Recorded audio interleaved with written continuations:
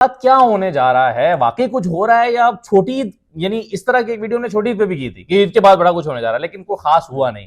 अब क्या आप एक्सपेक्ट कर रहे हैं, क्या हो रहा है? मेरी तहरीक इंसाफ के कुछ अहम लोगों से बात हुई जो सारी चीज़ों को बड़े करीब से देख रहे हैं।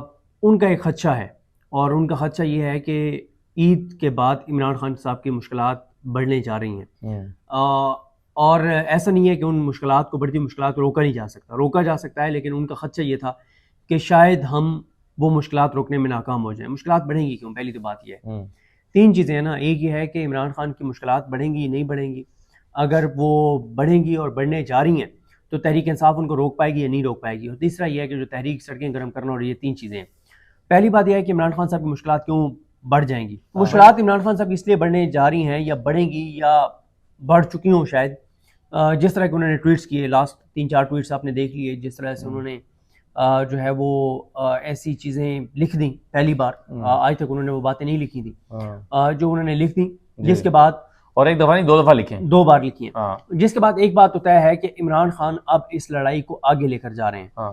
अच्छा, कुछ लोग कहते हैं कि ये इमरान खान फ्रस्ट्रेशन में कर रहे हैं, लेकिन मैं इससे इत्तेफाक नहीं करता। आपका क्या ख्याल है कि हिकमत अमली के तहत कर रहे हैं? मेरा ये ख्याल है, मैंने जो देखा है ना इमरान खान की, यानी देखें, हम उस दिन, आपको भी याद होगा यकीनन, जिस दिन इमरान खान साहब के खिलाफ अदम एतमाद की तहरीक जमा हुई थी, उस दिन हम उनके पास बैठे थे, प्राइम मिनिस्टर हाउस में, प्राइम मिनिस्टर ऑफिस में, शायद प्राइम मिनिस्टर ऑफिस में, हम प्राइम मिनिस्टर ऑफिस में उनके पास बैठे थे, जब किसी ने आके उनको कहा कि सर वो तहरीक अदम एतमाद जमा हो गई अभी। तो उस दिन से लेके और आज के दिन तक शायद ही कोई दिन हो, शायद ही कोई इवेंट हो, इस दौरान अगर कोई खुदा न खास्ता कोई इमरजेंसी हो गई हो, 1-2-4 दिन काम कोई इधर उधर हो गए हो तो हो गए, वरना हमने एक एक चीज को बड़े करीब से देखा है। सही है। आप एक इमरान खान साहब की हिकमत अमली देखें कि जब जब ऐसा हुआ कि ऐसे लगा कि सब कुछ खत्म हो गया और इस निज़ाम ने पूरा कंट्रोल हासिल कर लिया, इस निज़ाम ने पूरा अपना जो है ना वो रोब दबदबा कायम कर लिया, हर चीज उनके कंट्रोल में, और अब तो चीजें खत्म हो गई हैं। यानी हम आपस में बैठ के बात कर रहे होते हैं कि अब चीजें खत्म हो गई हैं, इमरान खान के हाथ में कुछ नहीं बचा। बल्कि बहुत से लोग हमारे साथ बैठ के, और बड़े सेंसिबल लोग, मजामत करने वाले लोग, इनकलाबी लोग, वो हमारे साथ बैठ के बात करते हैं और कहते हैं यार इमरान खान को बातचीत कर लेनी चाहिए, इमरान खान को डील कर लेनी चाहिए, इसके अलावा कोई चारा नहीं है, हर चीज खत्म हो गई है।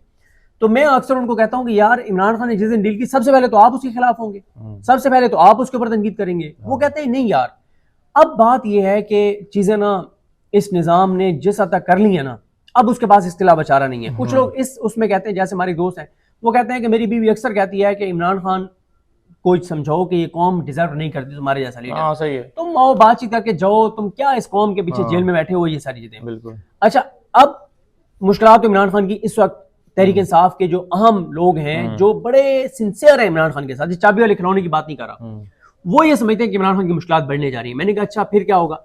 उन्होंने कहा कि हम इन मुश्किलात को रोक सकते हैं। कैसे? मेरी तो एक पीटीआई के लीडर के साथ बात हो रही थी, उसने मुझे कहा कि देखें, जब आपकी किसी तगड़े दुश्मन के साथ लड़ाई होती है ना, बल्कि वो बड़ा इंटरेस्टिंग बता रहे थे, कहते हैं कि जिन लोगों ने अर्तोल देखा है ना, उस्मान देखा है, तो वो इस चीज को कहते हैं कि आसानी से समझेंगे। कहते हैं उसमें क्या होता था, जब उनका दुश्मन से बड़ा तगड़ा मुकाबला होता था ना, बड़ी तगड़ी एक लड़ाई होने जा रही होती थी, वो क्या करते थे कि वो दुश्मन को ना 3-4 महाजों पे उलझा देते थे, 4-5 महाज खोल देते थे, इधर भी महाज खोल दो, उधर भी महाज खोल दो, उधर भी महाज खोल दो।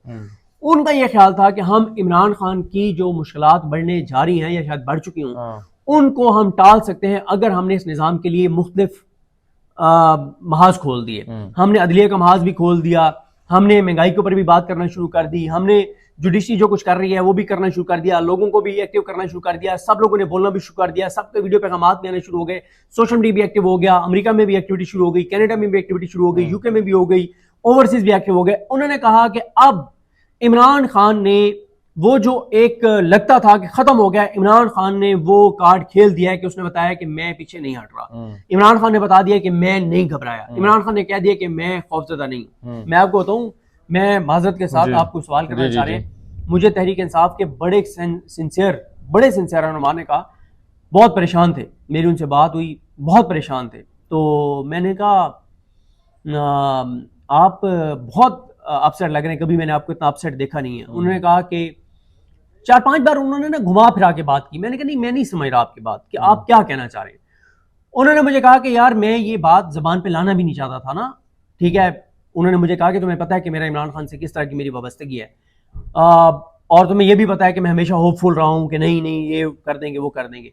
लेकिन उन्होंने कहा कि अब मामला जिस नहज पे पहुंच गए ना, तो खुदा ना खास्ता वो जो खदशात का इजहार इमरान खान साहब की बहनें करती रही, कुछ लोग करते रहे कि खुदा न खास्ता इमरान खान की जान को नुकसान पहुंचाया जा सकता, तो उन्होंने कहा कि अब पहली बार मैं उन हालात को उस नहज पे देख रहा हूँ कि खुदा न खास्ता चीजें इस नहज तक जा सकती हैं। अच्छा। तो उन्होंने कहा कि दूसरा उन्होंने ये बात कही कि हम बचा सकते हैं, हम इमरान खान को बचा सकते हैं, यही कि हम अगर महाज को, उन्होंने कहा एक काम करना होगा। उन्होंने कहा कि हम में से हर एक को इस मुल्क के साथ और इमरान खान के साथ वफा करनी होगी, हर एक को अपना किरदार अदा करना होगा। फिर दूसरा उन्होंने कहा यही बात जो मैंने आपको कहा कि हम महाज अगर खोल दें फिर ये निज़ाम उलझ जाएगा इधर उधर, अगर हमने इस निज़ाम को सांस लेने का मौका दिया ना तो ये निज़ाम कुछ भी कर गुजरेगा इमरान खान के साथ।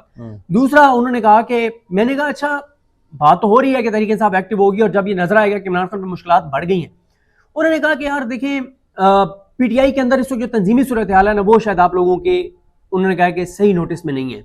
उन्होंने कहा कि जो ओवरऑल जो सोशल मीडिया हमारा है वो क्योंकि इतना एक्टिव है, इतने जानिसार हैं और इस तरह से एग्रेसिव हैं कि सोशल मीडिया ने तो ऐसा माहौल बनाया हुआ है कि क्या बात है, बड़ी जबरदस्त चीजें चल रही हैं।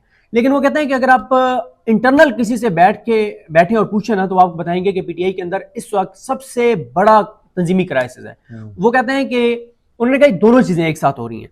एक तरफ इमरान खान की जिंदगी के सबसे मुश्किल दिन आ गए, इमरान खान की, उन्होंने कहा कि पॉलिटिकल लाइफ नहीं, पॉलिटिकल लाइफ तो उनकी 96 में शुरू हुई, उन्होंने कहा इमरान खान की जिंदगी में, उनकी जिंदगी के सबसे मुश्किल दिन इमरान खान की जिंदगी के आ गए। और दूसरा उन्होंने कहा कि इसी तरह से जब से उन्होंने तंजीम बनाई है तो जाहिर है पीटीआई बनने के बाद से भी जो वक्त है तो उसका मुश्किल तरीन वक्त आ गया। और साथ उन्होंने कहा कि पीटीआई बनने से लेके आज तक अगर पीटीआई के ऊपर सबसे ज्यादा किसी मौके पे ऊपर क्राइसिस था तो इंटरनल तो वो भी इस वक्त है, इंटरनल लड़ाइयों की वजह से। उन्होंने कहा कि ऐसे ऐसे लोग हैं, कहते हैं कि मैं आपको नाम बताऊं तो आप यकीन नहीं करेंगे, इसलिए कहते हैं कि मैं आपको नाम बता नहीं रहा, कहते हैं आप यकीन नहीं करेंगे कि वो बंदा भी इंटरनल पॉलिटिक्स कर रहे हैं इस वक्त और पार्टी को कमजोर कर रहे हैं।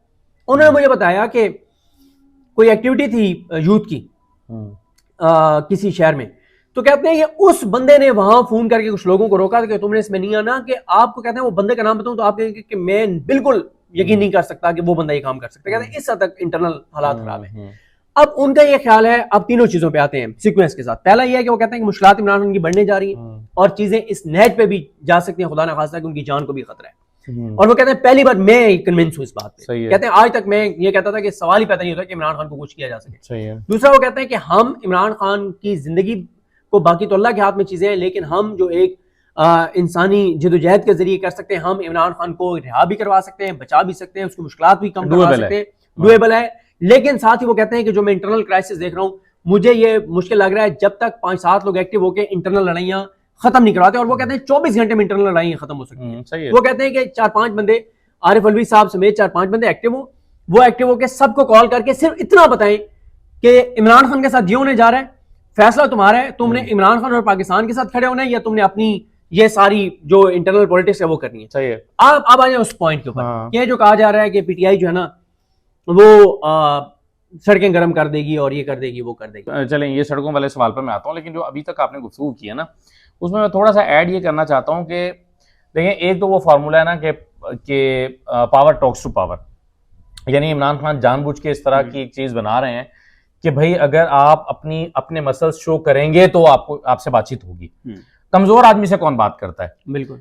और अगर आप पिछले 2-3 साल में देखें तो आपको अंदाजा होगा कि जब इमरान खान को एंगेज किया गया है तो तब तक इमरान खान ने अपनी ताकत का मुजाहिरा किया है तो एंगेज किया गया। बिल्कुल। यानी आप शुरू होते हैं 25 मई 2022 से। बिल्कुल। जनरल बाजवा एंगेज कर रहे थे, नहीं इस्लामाबाद ना आओ, इलेक्शन दे देंगे, देने थे या नहीं देने थे अलग बहस है, वो मुखलिस थे अपने उस वादे में या नहीं थे अलग बहस है। लेकिन बहरहाल उसके बाद फिर जो इमरान खान लॉन्ग मार्च करके आ रहे थे जब उनको गोली लगी, उसमें इमरान खान को एंगेज करने की कोशिश की गई, बार बार डिले करवाया गया, एक महीना करके आगे ले जाया गया और करते करते बात नवंबर पे चली गई। इसी तरह से अभी अगर रीसेंट पास्ट में आप देखें तो 4-5 अक्टूबर को एक एहतजाज था, उसमें एंगेज किया गया, तारीख चेंज करवाई गई, तारीख चेंज करवाई गई। 24 नवंबर को था, उसमें बैरिस्टर गौहर तक को कहा गया कि भाई ये ना करो, रिहा कर देंगे, बस 10-15 दिन की बात रह गई है, और बैरिस्टर गौहर कन्विंस भी नजर आते थे। और फिर अभी जो इंडिया पाकिस्तान वाले मामले पर इमरान खान की जरूरत एंगेज किया गया। तो जहां पर इमरान खान अपने मसल्स शो करते हैं, अपनी सियासी ताकत दिखाते हैं, वहां पर उनको इंगेज किया जाता है। तो मेरा ख्याल है कि इस पैटर्न को समझते हो, और अभी उन्होंने इशारा भी दिया है कि भाई जब ये कमजोर पड़ते हैं तो मुझसे बातचीत करने के लिए आ जाते हैं, और जब इनको महसूस होता है कि ताकत में आ गए तो इमरान खान को ये इदराक तो बहुत अच्छी तरह है कि मुझे इंगेज तभी किया जाएगा या मुझसे बातचीत तो तभी होगी जब मैं अपनी कोई पॉलिटिकल एक स्ट्रेंथ दिखाऊंगा, कोई पॉलिटिकल एक्टिविटी होगी। नहीं होगी तो फिर ये तो एक ब्लफ है कि जी आप देखें ना, आप अच्छा, एक ये कहानी हम बार बार सुन रहे हैं, इमरान खान ने जी रिहाई का एक और मौका जाया कर दिया। इमरान खान जी 24 नवंबर को भी अगर इत्तेजार की कॉल वापस आ जाते तो रिहा हो जाते, मगर खुद वो इसके जिम्मेदार हैं। 25 मई को वो ना आते तो वो ये ना होता, और वो खुद इसका जिम्मेदार है। लॉन्ग मार्च ना करते तो वो इसके जिम्मेदार। यानी हर चीज आप इमरान खान के ऊपर डालते हैं बहुत सारे लोग, और ये आर्गूमेंट देते हैं कि अगर इमरान खान ये ना करते तो शायद इमरान खान को रिहा कर दिया जाता।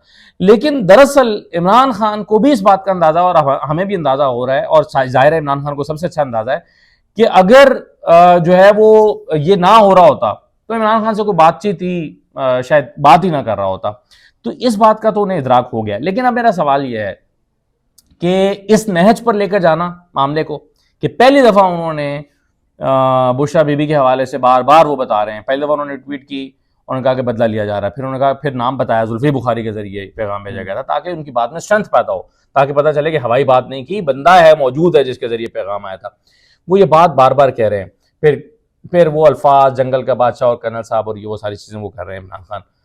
अब सवाल ये पैदा होता है कि अपना ये एग्रेशन वो पहले भी शो कर चुके हैं, उस एग्रेशन के नतीजे में इमरान खान को सिर्फ इंगेज किया गया, बातचीत हुई, नतीजा खेज नहीं हुई। अब कैसे नतीजा खेज हो सकती है? बिल्कुल आपने दुरुस्त कहा, और मैं आपको बताऊं कि इमरान खान ये जो कर रहे हैं ना, मैं इसको फ्रस्ट्रेशन नहीं समझता, मैं इसको वो जो आपने कहा ना कि वो अपने मसल्स दिखा रहे हैं, वो बता रहे हैं कि मैं किसी बात से खौफज़दा नहीं हूँ। मुझे बताएं, अगर पीटीआई का बाहर बैठा हुआ एक रहनुमा समझता है कि ये जो कुछ इमरान खान कह रहे हैं कह रहे हैं और जिस नहज पे चीज़ों को ले गए हैं तो खुदा न खास उनकी जान को खतरा हो सकता है, तो क्या ये इमरान खान को नहीं पता? भाई अगर वो फ्रस्ट्रेट हैं तो फिर वो कोई और, फिर वो पसे पर्दा या बेस्ट अवेलेबल ऑप्शन ही है इमरान खान के पास, ये भी तो हो सकता है ना। ठीक है, अच्छा, तो इमरान खान ये जो एग्रेसिव वो चीजें शो करवा रहे हैं, वो बता रहे हैं कि भाई गेम मेरी खत्म नहीं हुई, हमारी गेम खत्म नहीं हुई, अभी भी मैं ही हूं। ठीक है, समरियाल के इलेक्शन में तो उन्होंने शो भी कर दिया। बिल्कुल। अब मेरी ना तहरीक इंसाफ के एक रहनुमा रूपोश हैं, मेरी उनसे बात हो रही थी, तो मैं क्योंकि असल में ना मैं यही कोशिश कर रहा था कि पता करूं कि भाई तैयारियां किस हद तक हैं तहरीक इंसाफ की, जो कहा जा रहा है ईद के बाद सड़कें गर्म होंगी ये वो। तो एक रूपोश रहनुमा से बात हो रही थी, तो उन्होंने मुझे कहा कि मैंने आपका लास्ट व्लॉग देखा और मुझे बड़ा एतराज़ है आप मुझे उन्होंने कहा आप कह रहे हैं कि बड़ा माहौल बनेगा ईद के बाद और ये वो। उन्होंने कहा कि इंटरनल में ये चीज़ नहीं देख रहा। ठीक है, उन्होंने कहा लोग तैयार ही नहीं है, यानी कि लीडरशिप तैयार। उन्होंने कहा कि दो इश्यूज हैं। उन्होंने कहा एक ये है कि पहला सवाल है कि क्या लोग निकल सकते हैं? बिल्कुल निकल सकते हैं, ये नहीं है कि नहीं निकल सकते या नहीं निकलेंगे। उन्होंने कहा पहला सवाल ये है। दूसरा सवाल ये है कि क्या पीटीआई की लीडरशिप निकालना चाहती है? उन्होंने कहा नहीं निकालना चाहती। तीसरा उन्होंने कहा कि अच्छा जो पीटीआई की अवेलेबल लीडरशिप है क्या लोग इन पर एतमाद करते हैं? बिल्कुल नहीं करते। उन्होंने कहा कि फिर कैसे होगा? उन्होंने कहा कि अगर इमरान खान की बहन अलीमा खान या कोई वो लीडर लीड करे जिस पे लोगों को एतमाद हो कि यार ये धोखा नहीं देगा, ये एक एंड टाइम पे छोड़ के नहीं चला जाएगा, तो लोग निकलेंगे। ठीक है, और ये एक आखिरी आपको मोमेंटम बना के निकलना पड़ेगा। दूसरा उन्होंने कहा, वही बात उन्होंने भी की कि उन्होंने कहा कि इंटरनल क्राइसिस बहुत है जिसको एड्रेस कोई भी नहीं कर रहा, जो इंटरनल उन्होंने कहा सोशल मीडिया के ऊपर देखें जितनी लड़ाइयां चल रही हैं आपस में।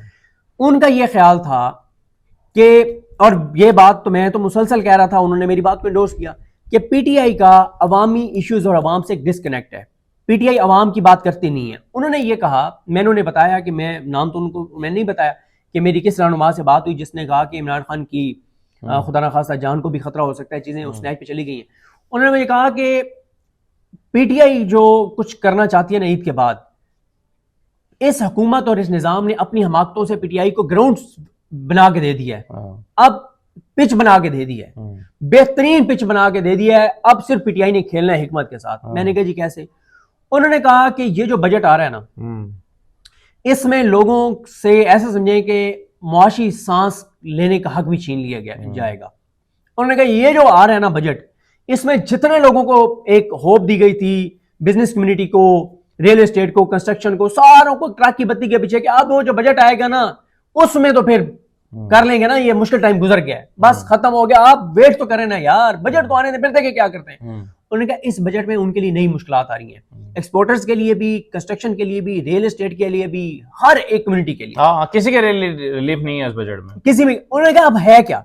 उन्होंने कहा जब आपको ये पता चलता है ना कि ये जो बजट आया है, साल तो भूल जाओ ना, अब अगला साल तो भूल जाओ ना, ये जब आपको पता हो कि साल आपके लिए बड़ा खौफनाक है, तो आपके अंदर ना एक नफरत, गुस्सा, शिद्दत आ जाती है। साथ उन्होंने कहा कि किसान जो है वो पहले भी मुश्किल में था, वो एक फसल, दूसरी फसल, तीसरी फसल, चौथी, उन्होंने कहा उसका भी सब कुछ खत्म हो गया। बल्कि मैं आपको बताऊं, मैं एक दोस्त से बात हो रही थी, वो ये काम करते हैं कि वो जानवर छोटे शहरों से खरीदते हैं और बड़े शहरों में आके बेचते हैं। तो वो जानवर लेकर आए मियाँ वाली साइड से, तो उन्होंने ना घाटे में जानवर बेचे। तो मैंने कहा यार, मेरी बात हुई तो मैंने कहा क्यों घाटे में बेचे आपने? उन्होंने कहा जी लोगों की ना कुव्वत खरीद नहीं रही हर शोबे की, और सबसे बड़ा मसला यह हुआ है कि जो किसान है ना, उसकी क्योंकि फसलें हुई नहीं है, उसने सरवाइव करना है, उसने अपने जानवर मार्केट में ले आए बेचने के लिए। उन्होंने कहा जानवर ज्यादा हो गया, बाइंग कैपेसिटी लोगों की थी नहीं है, तो इस वजह से ना रेट वो था, ना सेल परचेज वो थी। तो ये देखे ना, किसान फैक्टर ने इस चीज को भी इफेक्ट किया है। तो देखें, उन्होंने यही कहा कि किसान आपका बिल्कुल एंड के ऊपर है। उन्होंने कहा कि जो आपका तनख्वाहदार तबका है उसके लिए कोई बड़ा रिलीफ नहीं आ रहा। उन्होंने कहा कि आपके रियल एस्टेट कंस्ट्रक्शन के लिए कोई रिलीफ नहीं आ रहा, आम आदमी के लिए कोई रिलीफ नहीं आ रहा। अभी आप देखें ना कि वर्ल्ड बैंक की जो रिपोर्ट है कि 11-12, ये तो वर्ल्ड बैंक 11-12 करोड़ कह रहा है, भाई वो कम है तादाद, इससे ज्यादा लोग हैं। वो 2017 के मुताबिक कह रहे हैं, ठीक है। अच्छा, इससे ज्यादा लोग हैं जो खतरे गुर्बत से नीचे चले गए, जो खुदकुशियां हो रही हैं। उनका ये ख्याल है कि ग्राउंड बना हुआ है। पीटीआई ने सिर्फ अवाम को यह बताना है कि इमरान खान तुम्हारी वजह से अंदर है, इमरान खान के अंदर होने से सबसे ज्यादा नुकसान तुम्हें हो रहा है। क्यों? अब आप इस निजाम की अब दिद्दत दलेरी देखिए। ये निजाम जो है ना, ये हुकूमत जो है, ये लोगों को इतना, मैं लफ्ज इस्तेमाल नहीं करना चाहता, लेकिन ये लोगों को इतना गहगुजार समझते हैं, इतना नीच समझते हैं, इतना जानवर समझते हैं पाकिस्तान के लोगों को, कि मुझे बताएं ये कोई कर सकता है कि आप दिन दिहाड़े 600% तनख्वाहों में इजाफा कर दें? यार आप मतलब कोई इमेजिन कर सकता है कि आप इतना, मतलब या चेयरमैन सेनेट, स्पीकर, क्या आपको नहीं पता कि वो कितना उनका माल पानी और चीजें, आप उनकी तनख्वाह 2 लाख से 13 लाख कर रहे हैं, आप 600% इजाफा कर रहे हैं। आप क्यों कर रहे हैं? सर 44% लोग जो हैं खतरे गुर्बत से नीचे हैं, और 6.5 करोड़ पे सिर्फ मुख्तस हुए हैं वज़ीर-ए-आज़म हाउस की तज़ीन व आराइश के लिए। ठीक है यार, आप देखें कि इसका क्या मतलब है। आप लोगों को कह रहे हैं कि हाँ हम अपनी तनख्वाहें बढ़ा रहे हैं, हमने पहले जजों की तनख्वाहें बढ़ाई हैं, सेनेटर्स की बढ़ाई हैं, एमएलएस की बढ़ाई हैं, एमपीएस की बढ़ाई हैं, वजीरों की बढ़ाई हैं, हर एक की हमने तनख्वाहें बढ़ाई हैं, हर एक को हमने ओहदे दिए। अब हमने इनके भी चेयरमैन सेनेट और स्पीकर रहते थे, बढ़ा दिए इनकी तनख्वाहें। जो हमारा जो उखाड़ सकते हो उखाड़ लो। वो दिन एक प्रोग्राम में ये लफ्ज इस्तेमाल हुआ ना, तो बड़ी तनकीद हो रही है। तो वो कह रहे हैं जो हमारा कर सकते हो कर लो, हाँ हमने तनख्वाहें बढ़ाई हैं, कर लो हमारा। इसका क्या मतलब है? ये एक चीज शो कराता है हुकूमत का कॉन्फिडेंस, हुकूमत और इस निजाम का कॉन्फिडेंस कि अदालतें हमने फतह कर ली हैं, ब्यूरोक्रेसी हमारे साथ है, लोग निकलेंगे नहीं, पीटीआई की लीडरशिप कॉम्प्रोमाइज है, पीटीआई को हमने तोड़ दिया है, पीटीआई को हमने तकसीम कर दिया है, इमरान खान के ऊपर सख्तियां बढ़ा देंगे और कोई हमारा कुछ नहीं कर सकता, इसलिए हमने तनख्वाहें बढ़ा दी हैं। ये हुकूमत के कॉन्फिडेंस को शो करता है। लेकिन सर दूसरी तरफ लोगों के अंदर फ्रस्ट्रेशन बढ़ रही है, नफरत बढ़ रही है, गुस्सा बढ़ रहा है, लावा पक रहा है। ये लावा फट सकता है अगर पीटीआई ने चीजों को, और मैं आपको बताऊं चीज को एक ट्रिगर करनी है। अभी आप देखें उसकी कवरेज नहीं हुई, लेकिन इस हुकूमत की इमारत से ईंट तो निकली ना जब इन्होंने नहरों वाले मामले पे सरेंडर किया। किसने सरेंडर करवाया इनसे? सिंध के लोगों ने करवाया है, सिंध के लोगों ने करवाया है, सिंध के अवाम ने करवाया है। ठीक है, और ये पीपल्स पार्टी ने भी नहीं करवाया। ठीक है। अच्छा, पीटीआई जिस दिन पीटीआई, मेरी बहुत इनके लीडर से आजकल बात होती है जो इस पे वर्किंग कर रहे हैं, जो कंसर्न है कि चीजों के ऊपर, वो कहते हैं जिस दिन हमने आवाम को बता दिया ना कि इमरान खान के जाने के बाद तुम्हारे साथ क्या क्या कुछ हुआ है और आगे तुम्हारे साथ क्या होने जा रहा है और क्यों तुम्हारे निकले बगैर ये निजाम नहीं गिरेगा, तो वो कहते हैं लोग निकलेंगे और लोगों के निकाले बगैर इस निजाम को आप नहीं छेड़ सकते। आप देखें ना कि सर सोशल मीडिया पे भी आप देख लें, वैसे पीटीआई के सोशल मीडिया बहुत एक्टिव है। आप एक चीज सिर्फ देख लें कि अब इमरान खान के रीट्वीट्स की तादाद भी कम होती चली जा रही है, कम होती चली जा रही है। क्यों? उसकी रीजन ये है कि लोग ना इमरान खान की गिरफ्तारी, कैद को ना नॉर्मल लेना शुरू हो गए हैं। वो रियलाइजेशन नहीं है कि भाई एक बंदा बेगुनाह बैठा हुआ है, पाकिस्तान के लोगों की वजह से है। मैं आजकल हर 4-5वीं वीडियो में कोट करता हूं तो जावेद हाशमी साहब को, क्योंकि उन्होंने बड़ी खूबसूरत बात की है। उन्होंने कहा कि इमरान खान ने अकेले रिहा होना होता वो कब का रिहा हो गया होता। उसने अकेले रिहा होना नहीं है, उसके साथ पाकिस्तान ने भी रिहा होना है, पाकिस्तान के इदारों ने रिहा होना है, उसके साथ पाकिस्तान की इज्जत, खुद मुख्तारी और गैरत ने भी रिहा होना है। तो उन्होंने कहा कि इसलिए वो रिहा नहीं हो रहा ना, अकेला तो रिहा कब हो गया होता, उससे तो इसका मसला सबको पीछे छोड़ के खुद आप रिहा हो जाए, रिहा हो जाए, बनी गाला बैठ जाए या बाहर चले जाए, कोई मसला नहीं है। पहले भी ऑफर दी थी बनी गाला की भी, बाहर जाने की भी। इमरान खान चाहता है कि पाकिस्तान भी साथ रिहा हो, पाकिस्तान भी आजाद हो, हकीकी आजादी हो, इसलिए इमरान खान रिहा नहीं हो रहा। बाल पीटीआई के कोर्ट में है, पीटीआई की लीडरशिप के कोर्ट में है। पीटीआई की लीडरशिप वो जो मैंने जहां से शुरू किया था, अगर वो बहुत से महाज इस निजाम के लिए खोल देती है, लोगों को बताती है कि तुम्हारे साथ ये हुआ है और तुम्हारे साथ ये होने जा रहा है और इमरान खान तुम्हारी वजह से जेल के अंदर है और तुम्हारे बाहर निकलने से इमरान खान रिहा होगा और इमरान खान के रिहा होने से तुम्हें क्या फायदा होगा, तो लोग निकलेंगे, वरना मुश्किल है। और फिर जब तक पीटीआई के वो लीडर्स लीड नहीं करेंगे जिन पे लोगों का एतमाद होगा, तो लोग रिस्क लेने को तैयार नहीं है।